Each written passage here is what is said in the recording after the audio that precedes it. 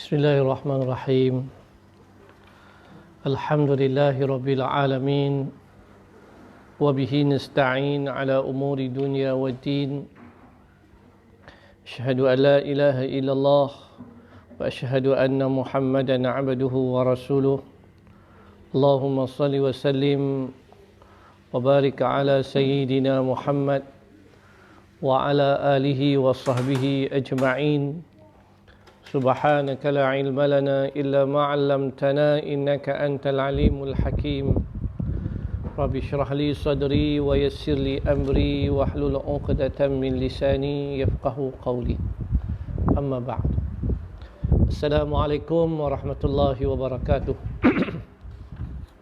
Alhamdulillah, kita memuji dan memanjat kesyukuran kepada Allah Subhanahu wa taala kerana diberikan taufik dan hidayah kepada kita untuk terus berada di bumi Allah ini sebagai seorang yang beriman dan seorang Islam. Syukur Allah bagi kita makan lagi, Allah masih bagi kita hirup udara yang segar. Walaupun kita mengalami situasi bala, ujian daripada Allah dengan COVID-19, namun begitu kita jadikan ini sebagai sesuatu yang meningkatkan iman kita kepada Allah Subhanahu wa taala. Insya-Allah pagi ini kita akan mulakan kuliah kitab Hidayatus Sibyan, karangan ulama yang hebat. Seorang ulama yang telah menyelesaikan tulisan kitab ini pada tahun 1912. Sebelum kita membaca kitab Hidayatus Sibyan fi Ma'rifatil Islam wal Iman, petunjuk bagi kanak-kanak dalam mengetahui dan mengenali iman dan juga Islam. Itulah tajuk kitab yang telah ditulis oleh ulama besar ini. Siapa ulama besar yang menulis kitab ini? Beliau adalah Tuan Husin Kedah, ataupun kita panggil Tuan Guru Haji Husin. Beliaulah yang membuka pondok Pokok Sena Kepala Batah dekat dengan Mawar, Madrasah Al-Quranul Arabiyah. Hari ini sudah menjadi SABK Khairiyah Islamiyah. Dulunya adalah pondok Tuan Husin Kedah, buka situ. Inilah pengarang kitab kita. Beliau lahir pada tahun 1863.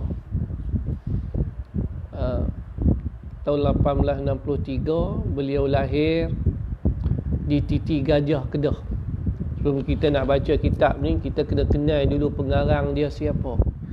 Bila kita kenal pengarangnya siapa, maka barulah kita berasa bahawa besar sungguh kitab ni.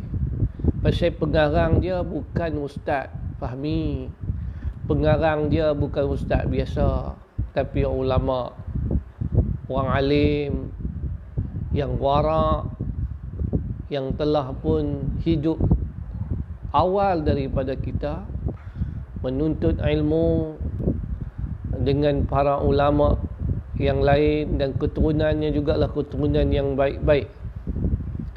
Baik, kita sebelum kita baca kitab ni, kita kenal dulu penulis dia, iaitu Tuan Husin Haji Husin bin Muhammad Nasir. Lahir di mana? Dia lahir di Titi Gajah, Kedah. Siapa biasa nak pergi Kepala Batah Kedah tu, dekat dengan Lapangan Terbang lah, dekat Lapangan Terbang. Di situ ada Titi Gajah. Dulu ada pondok. Beliau lahir kat situ dan belajar di pondok Titi Gajah sebelum beliau ataupun Al-Fadil Al-Marhum Syekh kita ni, Tuan Husin ni, Tok Guru kita ni, pengarang kitab kita ni, dia pergi mengaji sampai ke Fortani, merantau ke Singapura, ke Kelantan, Terengganu, Johor, Perak, di semenanjung tanah Melayu kita. Waktu tu sudah pun dijajah oleh Inggeris. Kemudian beliau melanjutkan pelajaran sampailah pergi ke Mekah. Pada zaman tu Mekah lah tempat pengajian para ulama Melayu dan ulama di Mekah. Jadi Tuan Guru Haji Husin, kalau dikira dia adalah orang Banjar, orang Kalimantan, Banjarmasin, orang Banjarmasin. Banjarmasin ni siapa yang boleh mai duduk Kedah? Macam mana Tuan Guru kita ni, Tuan Guru Husin ni, pengarang kitab kita ni, dia boleh mai ke Kedah? Cerita dia, tuk kepada moyang dia, tuk kepada moyang Tuan Guru kita ni, dia balik daripada Mekah, singgah kat Kedah. Nak balik pergi Kalimantan, kena lalulah Kedah, kena lalu Selat Melaka. Jadi dia singgah di situ. Bila singgah, Raja Kedah ni dengar kata ada guru besar, guru yang cukup hebat, tuk guru yang cukup hebat ni, tuk kepada moyang dia. Jadi bila dengar macam tu, Sultan ataupun Raja Kedah pun panggil mai ke istana dan tawarkan beliau menjadi guru dan ulama di Kedah, mengajar di istana, dapat kebenaran, malah disuruh oleh Raja Kedah ketika tu. Jadi alhamdulillah, mulalah daripada tu dia pun menikah dengan orang Kedah. Akhirnya keturunan beliau pun terus berada di Kedah, dan Tuan Husin adalah salah seorang daripada keturunan Banjarmasin. Jadi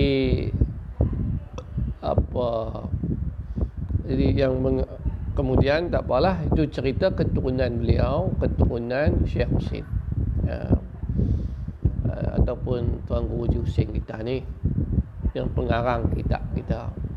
Jadi beliau meninggal di Kedah. Anak-anak dia ambil dia, kemudian dimakamkan di Titi Gajah lah. Jadi makam dia ada di Titi Gajah. Jadi beliau lah yang mula buka pokok senam. Banyaklah pondok di Sungai Limau pun dia ada biasa buka, di Bohok pun dia ada buka merata. Tapi yang paling terkenal ialah pokok senam. Selepas beliau meninggal, maka dia telah diteruskan, pengajian pondok tu diteruskan oleh Tuan Haji Ahmad, Tok Guru Haji Ahmad, Qadi besar Pulau Pinang waktu tu, adalah anak dia, Haji Ahmad Tuan Husin. Kita panggil Haji Ahmad Tuan Husin. Sebenarnya beliaulah yang mula membuka. Jadi tuan-tuan dan perempuan, anak-anak yang dikasihi sekalian yang mendengar bicara ilmu saya pada pagi ini, kitab yang kita nak baca ni walaupun nampak kecil, memang kecil lah, pasal dia tulis hidayah untuk kanak-kanak. Jadi walaupun nama dia hidayah kepada kanak-kanak, bukan ilmu yang nak disampaikan ni untuk kanak-kanak saja, tapi nak ceritanya bahawa ilmu yang dia nak sampaikan dalam kitab ni, daripada kanak-kanak lagi, daripada anak-anak kecil lagi dah kena tahu dah. Daripada anak kecil, tambahlah bapa anak, mak anak, tuk cucu. Lagilah kalau kita yang dah dewasa, yang dah tua pun tak tahu benda-benda yang nak diceritakan nanti, maka ambillah peluang kita belajar. Sebab tu saya baca kitab yang simple. Untuk anak-anak mawar, ini adalah kitab yang paling simple, dan hampa kena tahu. Benda ni kena tahu, kena maklum dan kena belajar. Sebab dia adalah fardu ain. Basic, benda asas sebagai seorang yang beriman, sebagai seorang Islam. Sejak daripada kecil. Tuan-tuan dan perempuan dan semua para pendengar yang dikasihi sekalian, jadi insya-Allah kalau Abda nak tanya apa, boleh tulis dalam mesej tu, insya-Allah saya akan baca. Kalau ada yang nak tanya, ada persoalan, termasuklah anak-anak sendiri, kalau tak apa faham apa yang nak disampaikan, boleh tanya, komen dekat situ dan Nabi akan jawab, insya-Allah. Saya akan cuba jawab, dan tuan-tuan dan puan-puan juga mana-mana siapa-siapa yang mendengar daripada kuliah saya hari ini, dan insya-Allah kita akan kuliah bersiri. Kalau boleh kita nak habiskanlah kitab ini dalam tempoh PKP yang ketiga ni sampai 28 April kalau diizinkan oleh Allah Subhanahu Wa Taala. Kalau tak sempat, mungkin kalau ada lagi PKP seterusnya kita akan sambung, insya-Allah. Jadi kita mula baca kita mula baca kitab Hidayatus Sibyan yang dikarang oleh ulama hebat yang bernama Tuan Haji Husin, Tuan Guru Haji Husin bin Muhammad Nasir, ulama Banjar yang hebat, yang telah pun menghabiskan usia hidupnya dalam medan ilmu, medan pendidikan pondok khususnya. Baik, beliau mulakan dengan ketahui oleh ibu bahawasanya makna iman pada syarak. Makna iman pada syarak iaitu tasdik hati dengan Allah dan Rasulnya. Yang kata iman adalah kita membenarkan dalam hati. Tasdik itu maksud dia benarkan dalam hati. Kita kata betul, betul, betul. Kita kata betul, benar, benar, benar. Kita benarkan, benarkan apa? Benarkan dengan Allah dan Rasulnya, bahawa Allah dan Rasulnya dan segala hukum yang datang dia oleh Rasul daripada Allah Ta'ala yang diketahui akan dia pada agama dengan darurat, segala i'tiqad dan ibadat dan muamalat dan munakahat dan lain-lainnya. Jadi kita benarkan dalam hati Allah, Rasul dan apa yang dibawa oleh Rasul. Maknanya apa yang diturunkan oleh Allah daripada hukum-hukum dia. Hukum puasa, zakat, haji, sembahyang, apa sahaja hukum.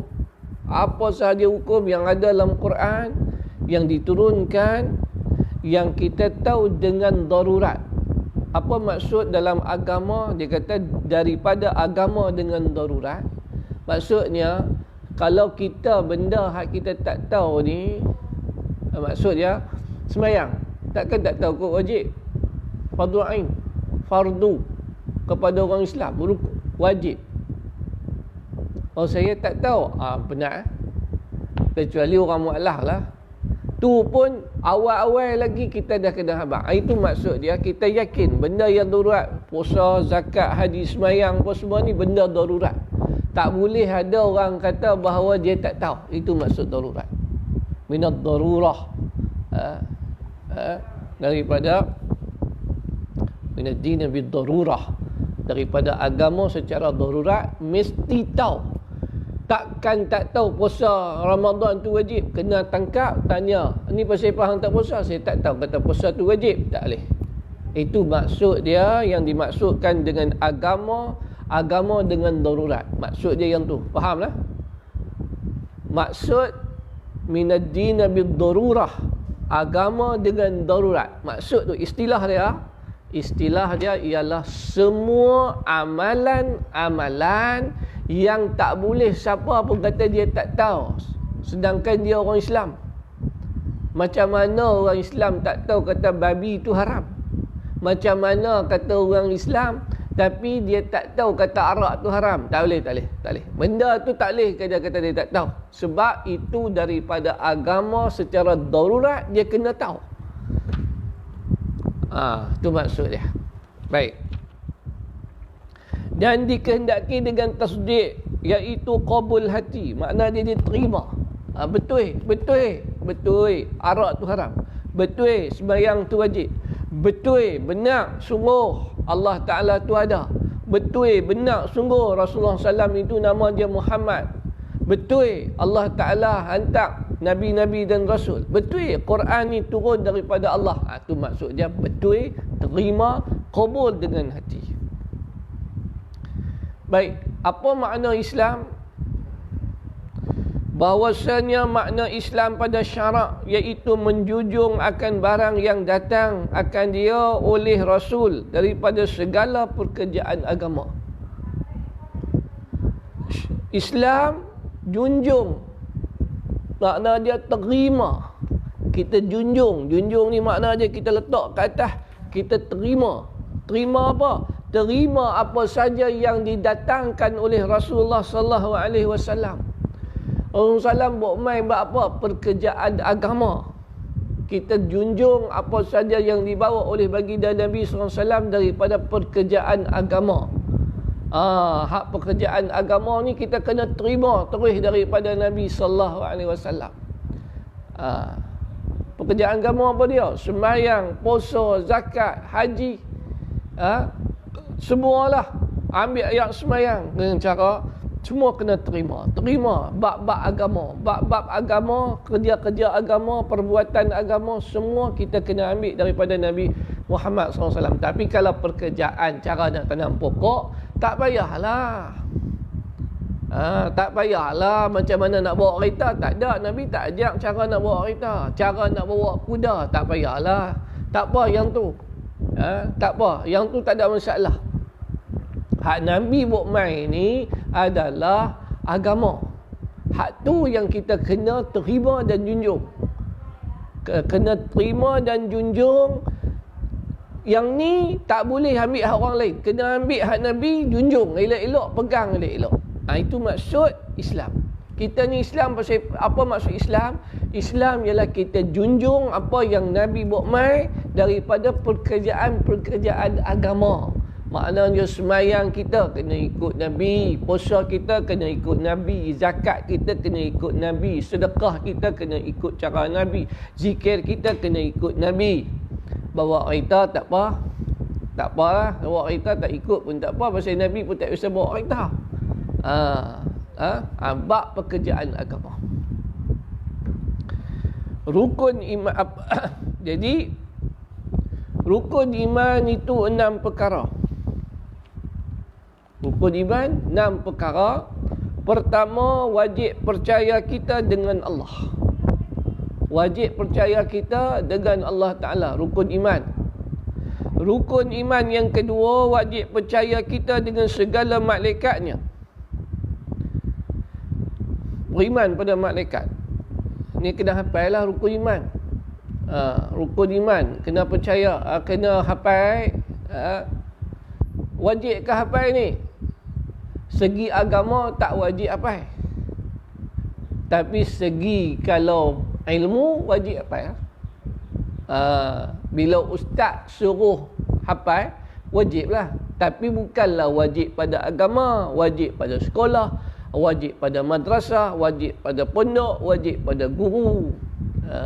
Bukan wajib pada agama. Tapi beriman dengan Allah wajib. Wajib. Beriman dengan malaikat wajib. Wajib beriman dengan kitab-kitabnya. Wajib percaya kita dengan segala kitabnya. Wajib percaya kita dengan segala anbiya-nya, nabi-nabi. Wajib percaya kita dengan hari yang kemudian dan barang yang bergantung dengan dia. Apa bergantung maksud dia ini? Yang maksud bergantung dengan dia, hari akhirat. Kita beriman, wajib percaya pada hari akhirat. Maksud dia apa? Hari kemudian dan yang bergantung dengannya. Yang bergantung. Kadang-kadang orang kata apa dia ayat ni? Ialah ayat orang tua-tua dulu. Kitab kita baca ni, kitab karang habis tahun 1912. Tahun 1912. Zaman tahun 1912. Ayat dia macam ni lah bahasa dia. Bahasa buku masa tu. Bukan nak sama dengan bahasa kita tahun 2020. Dah beza lah. Dah beza lah. Beza banyak lah. Hampa lah ni.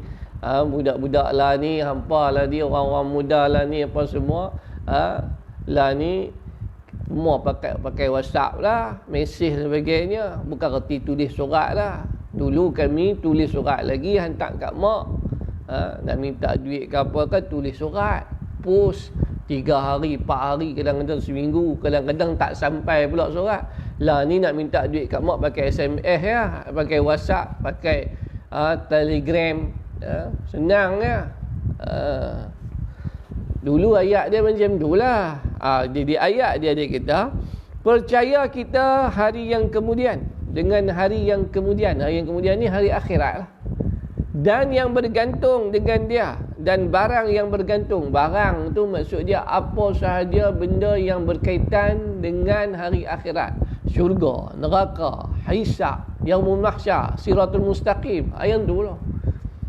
Tu yang maksud barang yang bergantung dengan dia tu, benda-benda tu lah. Kita wajib percayalah juga. Wajiblah percaya pada syurga, wajib percaya kepada neraka, wajib percaya kepada hisab, wajib percaya pada mahsyar. Sekali dia kata, rukun iman tak habang pun. Rukun iman kata wajib percaya kita dengan hari yang kemudian. Kita wajib percaya dengan hari kemudian. Tak payah, tak habang pun kata wajib percaya pada hari syurga, yang yaumul mahsyar. Tang mana? Tu yang pengarang kitab kita Syekh Tuan Husin ni, dia tulis, dia kata wajib percaya kita dengan hari yang kemudian dan barang yang bergantung dengan dia. Barang yang bergantung dengan dia. Boleh tanya kalau tak faham, tulis dekat komen tu apa yang tak faham. Lagi kita bagi ruang jugalah, kalau siapa nak tanya soalan, boleh tanya soalan. Kemudian yang keenam, wajib percaya kita dengan untung baik dan jahat itu daripada Allah Ta'ala. Qada dan qadar. Qada dan qadar. Qada dan qadar ni macam acuan dengan kuih. Kalau acuan dia bulat, keluar kuih bulat lah. Takkan acuan bulat keluar kuih 3 segi. Itu panggil qada dan qadar. Allah Ta'ala dah tetap, maka keputusan kan keluar tu ikut apa yang telah ditetapkan. Kuih dengan acuan. Kalau acuan dia 3 segi, kuih dia 3 segi. Qada dan qadar. Baik. Jadi dia kata di sini untung baik dan untung jahat. Bermula untung baik iaitu iman dan taat.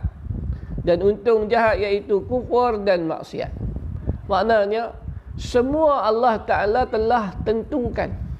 Allah telah tentukan yang baik dan buruk. Maksudnya yang iman dan yang kufur, yang taat dan yang maksiat.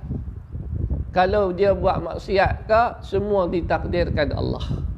Dia semayang pun dengan takdir Allah. Kalau macam tu, bila orang jawab, saya dah ditakdirkan jadi jahat. Masalahnya bila Allah Ta'ala kata wa idza fa'alu fahishatan aw zalamu anfusahum zakarullah, bila kita buat satu benda-benda yang tak baik, menzalimi diri kamu, maka cepat-cepatlah kamu bertaubat kepada Allah. Allah tak marah kalau kita bertaubat. Sebab tu Allah Ta'ala kata innallaha yuhibbut tawwabin. Allah Ta'ala suka pada orang yang bertaubat. Jadi maknanya kalaulah dia dah buat maksiat, takdir Allah dia buat maksiat, cepat-cepatlah dia bertaubat kepada Allah SWT. Baik. Rukun Islam. Dan bahawasanya rukun Islam itu 5 perkara. Rukun Islam. Mengucap 2 kalimah syahadah. Mendiri akan sembahyang. 5 waktu. Memberi zakat. Puasa pada bulan Ramadan. Mengerjakan haji ke Baitullah jika kuasa berjalan kepadanya. Mengucap 2 kalimah syahadah, itu rukun yang pertama. Nak jadi Islam kena mengucap dulu. Kena mengucap. Kemudian yang kedua, sembahyang 5 waktu. 3, keluarkan zakat. 4, puasa bulan Ramadan. 5, kerjakan haji di Baitullah kalau mampu pergi. Ni coronavirus tak boleh pergi. Kalau kata tahun ni, dia kata Mekah tutup. Masjid Mekah, Masjidil Haram ditutup. Tak boleh pergi. Tak pergilah kita. Sebab tak berkuasa, tak mampu. Tak wajib lah. Kalau mampu baru wajib. Tapi sembahyang, dia sebut tak mampu tak? Kalau mampu, tak ada. Sembahyang. Sembahyang wajib. Baik. Dan hakikat, bahawasanya hakikat makrifah itu 3 perkara. Al-jazmu mutabiq lil haqqi an dalil, iaitu i'tiqad yang tetap, yakni tiada berubah. Al-jazam ni maknanya dia tetap, tak berubah lah. Tapi dia kena al-mutabiq lil haqqi, kenalah dia tu muafakat bagi yang sebenarnya. Makna dia kena betul.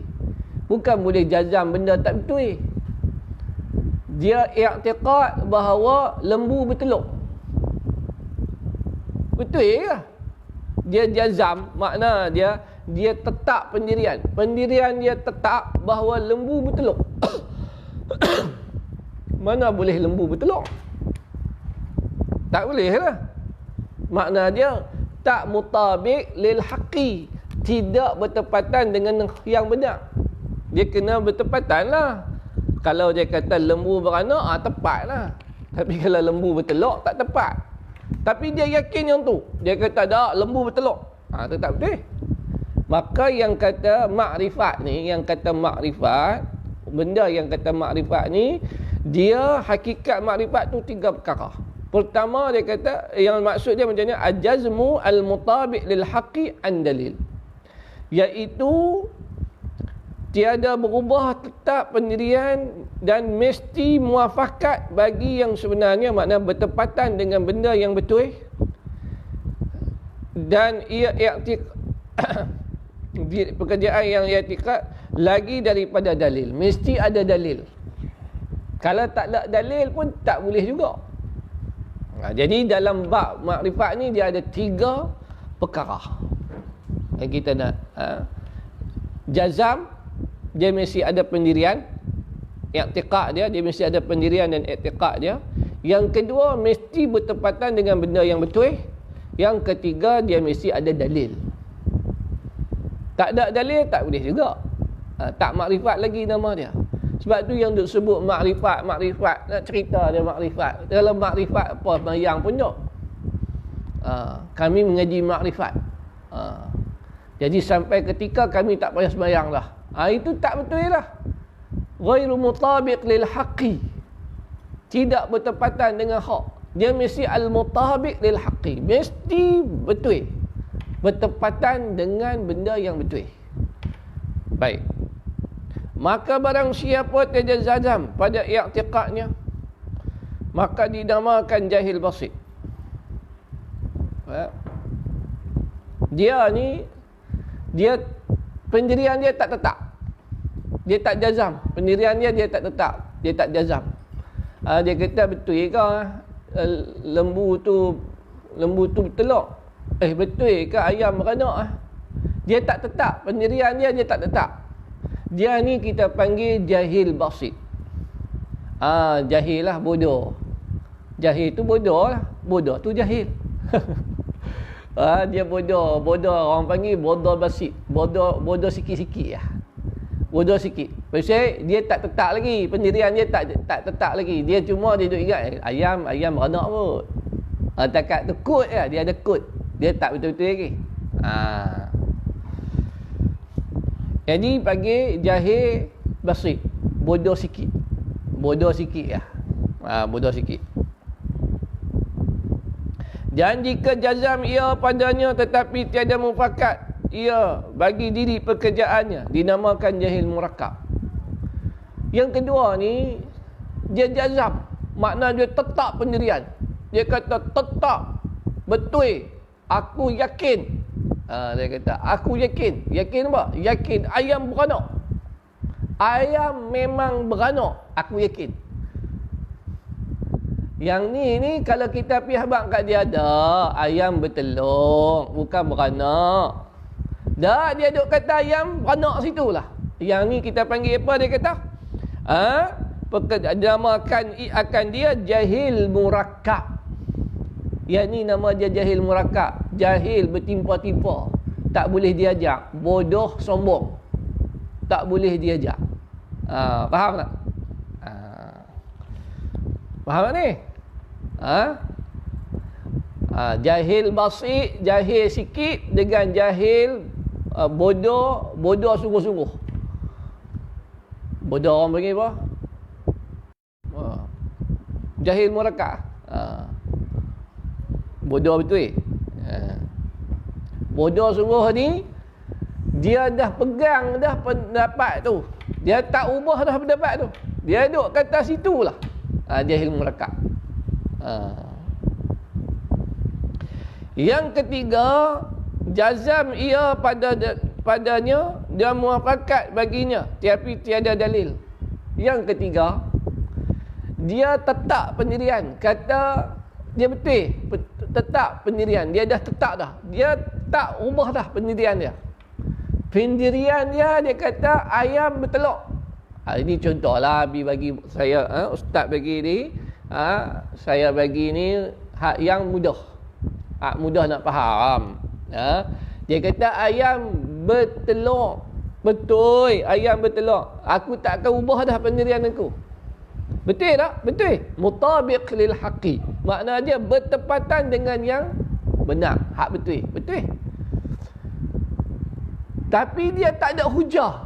Tak ada dalil. Mana kata dalil kata ayam tu bertelur? Tak ada dalil. Maka ni nama dia taklid.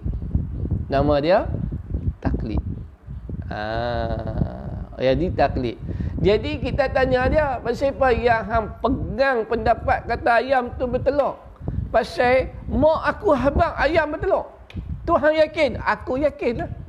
Hang bisa tengok tak? Tak bisa. Hang boleh buktikan tak ayam tu bertelur? Tak boleh. Lepas tu macam mana hang boleh tahu kata ayam bertelur? Mak aku habang. Aku yakin lah mak aku habang. Ini nama dia taklid. Faham eh? Faham dah? InsyaAllah. Baik. Dan barang siapa jahil ia pada aqaid iman yang bergantung dengan Allah, dengan Rasulnya, daripada segala barang yang wajib diketahui akan dia dengan tashilnya, maka tiada ikhtilaf ulama daripada ketiadaan imannya. Ini kita duk cerita pasal iman, bukan cerita pasal ayam bertelur, pasal lembu beranak. Tak. Tadi ni sebagai contoh. Baik. Jadi, barang siapa jahil pada aqaid iman yang bergantung dengan Allah dan Rasul, dia jahil, dia tak tahu. Dia tak tahu pasal Allah. Dia tak tahu benda-benda berkaitan tentang akidah. Akidah ni berkaitan Allah dan Rasul. Dia tak tahu barang yang wajib. Dia tak tahu secara tafsilnya, dia tak tahu. Maka tiada ikhtilaf ulama daripada ketiadaan imannya. Maka para ulama tak ada khilaf, tak bercanggah pendapat kata iman dia tak sah. Iman dia tak ada iman. Apa maksud sini? Orang ni bila kita tanya dia, yakin tak Allah Ta'ala tu wujud? Yakin tak Allah Ta'ala tu wujud? Tak tahu. Maka macam mana nak kata dia ada iman? Faham? Jadi orang macam ni, barang siapa yang jahil pada aqaid iman, dia tak tahu, jahil, bodoh, dia tak tahu tentang Allah Ta'ala tu wujud. Dia tak tahu kata Allah Ta'ala tu berkuasa. Dia tak tahu kata Allah Ta'ala tu kekal. Dia tak tahu. Maka sah ke iman dia? Maka kata ulama, tiada khilaf. Tiada khilaf ketiadaan imannya. Tapi ada pun iman orang yang taklid. Tapi kalau orang yang beriman dengan cara taklid, dia tak tahu hujah, dia tak ada dalil dia, tapi dia taklid. Iman dia iman taklid. Dia taklid, maka di sini para ulama bercanggah pendapat. Bersalahan ulama padanya. Bersalahan makna dia para ulama ada khilaf, ada pencanggah pendapat. Sah ada iman dia, ada kata sah, ada kata tak sah. Iman orang taklid. Bila orang tanya dia Allah Ta'ala tu wujud tak? Wujud. Apa dalil dia? Dalil dia tak tahu. Allah Ta'ala tu berkuasa tak? Berkuasa. Apa dalil berkuasa? Tak tahu. Sah tak iman tu? Iman orang macam ni? Tahu tak? Nabi Muhammad tu diturunkan Nabi yang akhir. Nabi yang terakhir. Tahu? Mana dalil kata Nabi terakhir? Tak tahu. Maka orang yang dia hanya beriman secara taklid, tanpa dalil, maka sah dah iman dia? Bercanggah pendapat di kalangan para ulama. Baik. Bermula makna taklid. Taklid tu apa dia? Iaitu mengikut orang lain pada i'tiqadnya, padahal tiada daripada dalil. Dia ikut orang, tapi dia tak ada dalil. Dia hanya ikut orang sahaja. Itu nama dia taklid. Dia ikut dah. Allah tak, lepas kata Allah Ta'ala ada. Allah Ta'ala tu kuasa. Dia ikut orang kan. Dan bahawasanya akal itu setengah daripada alat yang didapati dengan dia akan sesuatu. Akal kita ni Allah Ta'ala bagi adalah alat. Alat untuk kita faham. Alat untuk kita dapat sesuatu. Kita nak boleh sesuatu, kita nak faham sesuatu, semua guna akal. Maka barang yang didapati akan dia oleh akal iaitu terbahagi atas 3 bahagi. Ni kita nak cerita hukum akal. Jadi bab akal ni dia ada 3 bahagian yang ikut hukum akal. Pada akalnya ada 3 hukum. Pertama, barang yang mendapat akan dia oleh akal akan ada semata-mata, padahal tiada menerima ia akan nafi sekali-kali, maka dinamakan dia wajib, seperti wajib qidam bagi Allah Ta'ala dan wajib mengambil lapang pada jirim bagi setiap-tiap jirim. Apa maksud sini? Dia kata wajib pada akal. Akal kata tak boleh terima kata benda tu tak ada. Akal kata barang yang mendapat akan dia oleh akal akan ada semata-mata, tidak terima akan tiada. Tiada menerima ia akan nafi sekali-kali. Mesti ada benda tu, mesti ada. Akal tak kata tak boleh, tak ada, mesti ada. Contoh, bila tengok ada tik lembu, akal akan kata mesti ada lembu. Mesti ada. Wajib pada akal. Itu dia kata panggil wajib pada akal. Wajib pada akal. Dia tengok ada dalil. Dalil dia apa? Dia tengok ada tik lembu. Bila ada tik lembu, mesti ada lembu. Takkan tik itu main mana? Mesti ada lembu. Maka di situ dia kata wajib pada akal ada benda tu. Contoh yang Tok Guru kita bagi dalam kitab ni, qidam Allah Ta'ala. Allah Ta'ala tu sedia. Wajib pada akal, Allah Ta'ala mesti, Allah Ta'ala sedia. Sedia maknanya tidak ada mula dan tidak ada pengakhiran. Tidak ada bermula dan tidak ada akhir. Allah Ta'ala ada dalam keadaan sedia, makna dia tidak ada mula, tidak ada akhir. Wajib pada akal. Dia bagi contoh lagi, jirim. Wajib mengambil lapang bagi tiap-tiap jirim. Jirim ni benda-benda yang letak pada jisim. Benda lah. Bangku, mestilah ambil ruang, ambil lapang. Ambil lapang tu maksud dia ruang. Bahasa lama dia panggil ambil lapang, ruang. Bilik tu boleh muat 50 orang. Setiap orang tu jisim tu dia membentuk, jisim tu terbentuk pada jirim. Setiap jirim tu makna dia orang-orang yang dalam tu dia akan ambil ruang. Kalau tak ambil ruang, bubuh pi 1000 orang pun sahih muat.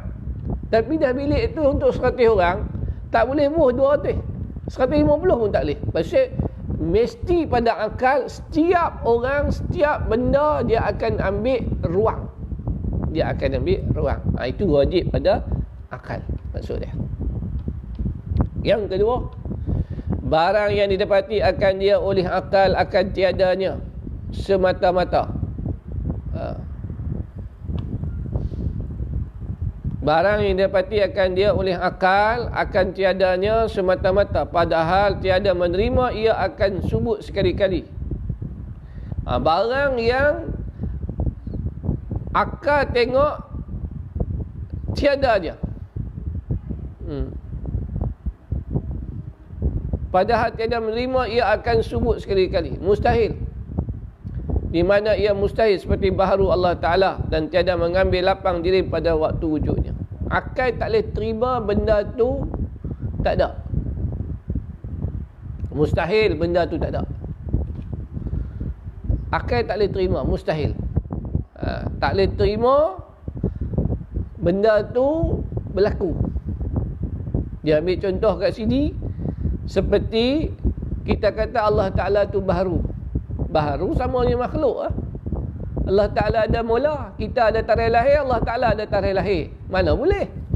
Tuhan, Allah, dia pencipta segala-galanya, tiba-tiba dia pula ada tarikh lahir. Bila Allah Ta'ala wujud? Tak boleh ya? Akal tak boleh terima dia sama dengan kita. Dia macam mana jadi Tuhan? Sebab tu kita tak boleh terima selain daripada Allah sebagai Tuhan. Pasal mereka lebih kurang sama dengan kita ya. Kalau Fir'aun mengaku di Tuhan, Fir'aun tarikh lahir, dia dilahirkan oleh mak dia, sama macam kita dilahirkan oleh mak, maka dia tak boleh jadi Tuhan. Ini makna dia mustahil benda tu ada pada Allah Ta'ala. Antaranya di sini ialah baharu. Macam mana Allah Ta'ala tu baharu? Tak boleh. Gitu juga jirim. Kita kata jirim tadi dia tak ambil ruang. Mustahil lah. Mana boleh. Akal tak boleh terima lah. Ruang yang boleh isi 50 orang, tiba-tiba dia kata tak apa, 50 orang tu tak ambil ruang. Dia pun tak ambil ruang. Nak bohong apa? Akal tak boleh terima. Akal tak boleh terima. Tu maksud dia. Tak boleh terima. Akal tak boleh terima. Ada taik lembu, tapi tak ada lembu. Akal tak boleh terima. Mesti ada lembu. Tak ada. Lembu, taik dia ada. Lepas tu taik ni main mana? Taik ni tak tahu main mana. Mestilah lembu berak. Tak. Lembu tak berak. Tu taik main belakang.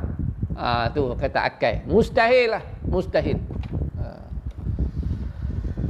Yang ketiga, barang siapa sah pada akal adanya dan tiadanya seperti mengada Allah Ta'ala akan makhluk ni, maka iaitu nama akan dia harus. Yang ketiga, harus pada akal. Harus pada akal.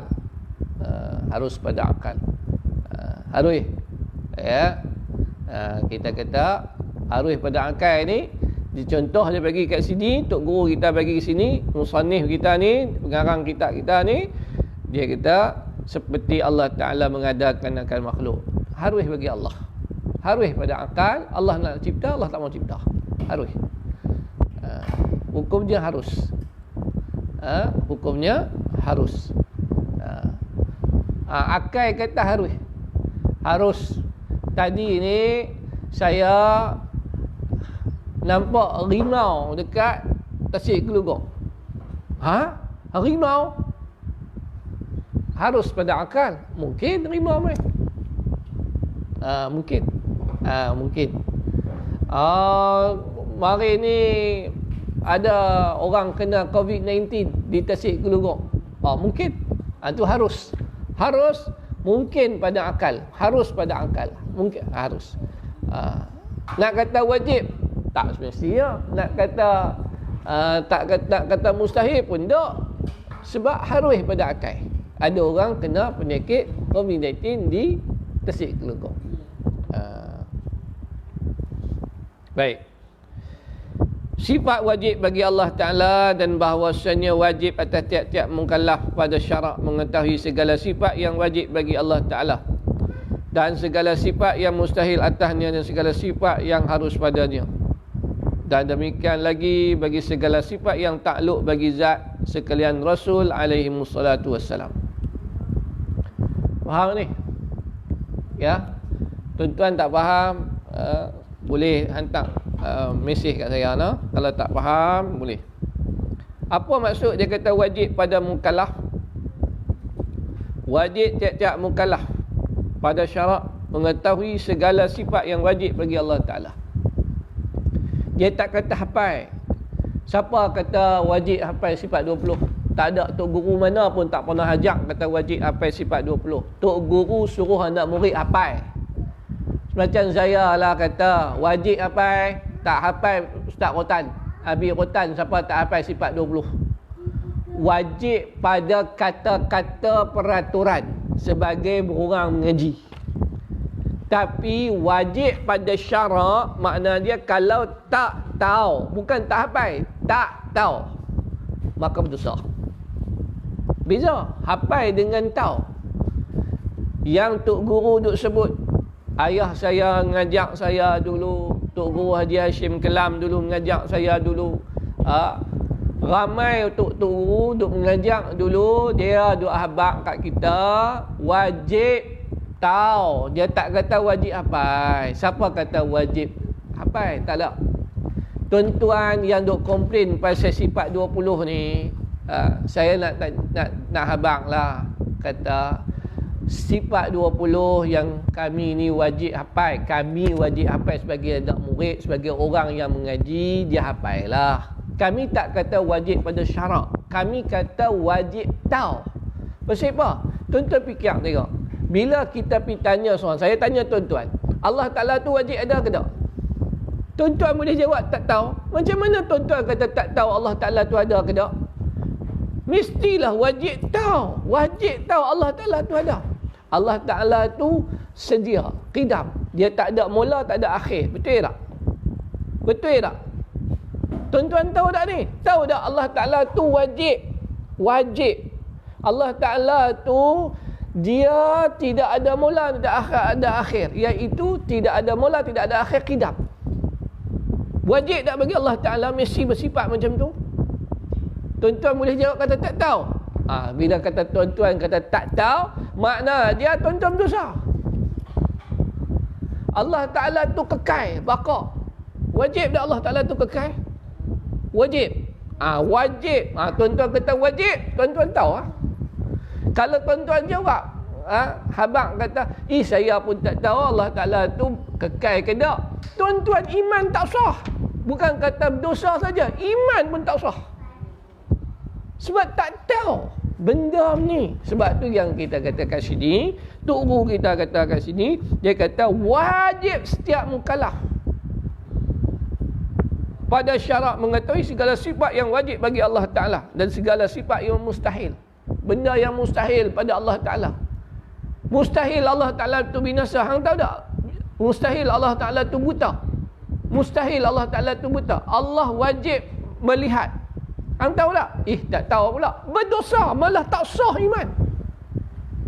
Sebab dia tak tahu benda yang mustahil bagi Allah. Benda asas. Ini kata asas makrifat. Makrifatullah. Dan juga yang harus padanya. Dan demikian juga segala sifat yang takluk bagi zat sekalian Rasul. Gitu juga tentang sifat Rasulullah, sifat Rasul-Rasul yang 4. Kena tahu lah. Rasulullah SAW tak berbohong. Hang tahu tak? Rasulullah SAW wajib bersifat bercakap benar. Tahu tak? Tak tahu. Dia bisa bohong kot. Berdosa bila tak tahu. Bukan kata hafal. Maksud dia tahu. Dan bahawasanya segala sifat yang wajib bagi Allah Ta'ala, yang wajib atas tiap-tiap mukallaf mengetahui akan dia dengan tafsirnya secara tafsir, maknanya secara terperinci. Dia cukuplah kalau kita kata Allah Ta'ala bersifat dengan sifat yang sempurna. Okey dah. Cuma secara tafsirnya kita kena tahulah. Tafsirnya macam mana? Kena bila orang pergi habaq kat dia Allah Ta'ala tu bersifat wujud, Allah Ta'ala bersifat kekal, Allah Ta'ala bersifat melihat, Allah Ta'ala bersifat mendengar. Dia kena kata, betul, mestilah Allah Ta'ala tak dengar, kok mana Allah Ta'ala pekak? Allah Ta'ala mestilah mendengar. Makna dia iman dia dah okey. Makna dia dah kira tak berdosa. Sekarang ni kita sebagai pelajar, kita nak iman kita hebat dengan Allah Ta'ala, maka kita belajar ada sifat 20 yang disusun oleh para ulama. Abu Hasan Asy'ari dengan Abu Mansur Al-Maturidi, mereka susun kat kita nak bagi kita ni beriman sungguh-sungguh dengan Allah, bagi kuat dengan basic 20 sifat ni. Sifat sempurna Allah ni banyak. Tengok lah ni kita nak letakkan, ulama tolong letak kat kita ada 20. Ada 20 sifat. Jadi 20 sifat ni lah yang kita nak belajar. Lepas pada habis sifat 20, sifat Nabi-Nabi bab akidah ni, kita akan pergi kitab bab sembahyang. Ya. Jadi Allah Ta'ala tu mesti bersifat dengan wujud, qidam, baqa, mukhalafatul hawadis, qiyamuhu bi nafsih. Allahu wujud, qidam, baqa, mukhalafatuhu lil hawadisi, qiyamuhu bi nafsihi, wahdaniyat, qudrah, iradat, ilmun, hayat, sama', basar, kalam, qadiran, muridan, aliman, hayyan, sami'an, Allahu basiran, mutakalliman. Jadi sifat 20 pakat-pakat apai lah. Ni Afiqah kata apa ni? Awita dia kata Allah Ta'ala tu kekal. Wajib setiap mukallaf percaya Allah Ta'ala tu wujud. Jadi itu benda yang makna dia sifat yang kita belajar. Wajib tahu. Jangan tak tahu. Tak tahu maka tak sah iman. Tak tahu bukan hafal, tak tahu. Jadi jangan ada orang kata saya tak tahu yang Allah Ta'ala tu kekal. Tak boleh. Mesti dia tahu. Jadi sebab tu kita nak belajar supaya kita kenal Allah. Awwaluddin ma'rifatullah, awal-awal agama itu adalah kenal Allah Ta'ala. InsyaAllah esok kita sambung lagi menceritakan tentang wujud kita sifat Allah Ta'ala. Sifat-sifat yang wajib bagi Allah Ta'ala.